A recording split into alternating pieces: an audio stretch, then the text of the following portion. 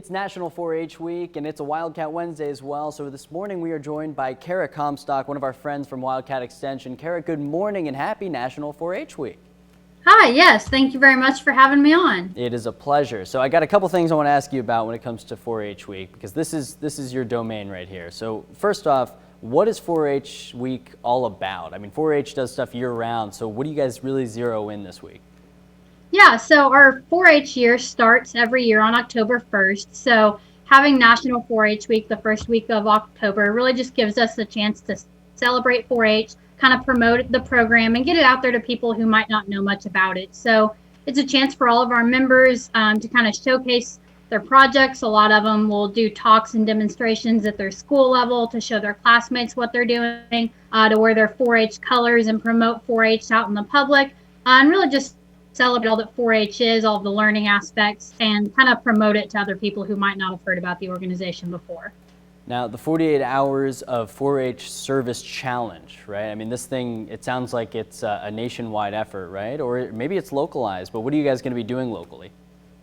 Yeah, so it's something that started at the national level, but 4-H is a very service-driven organization.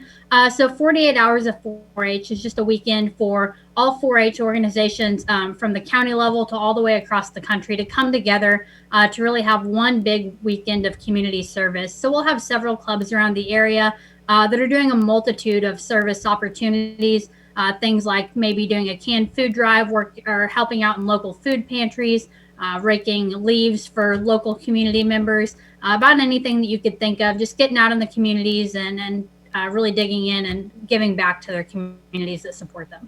Cool. And then I also saw all 4-H programs are going to be free in 2020, 2021.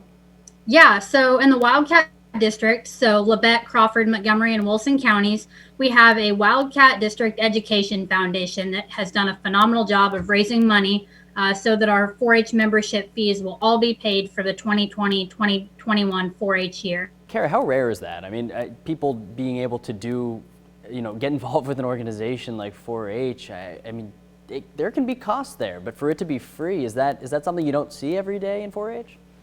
Yeah, so we've always had a few sponsorship opportunities for those kind of individuals, but this has been the first time that we've really been able to offer it at this big of a level to make sure that everybody's fees are going to be paid for. And I know it's been a really big blessing for a lot of families this year with the pandemic and everything going on, that they might not have the opportunity to have their kids participate in as many things with all the costs that are associated with it. So hopefully this will be a big helping hand for a lot of those families, something that'll be kind of free to get started in for those kids to participate in.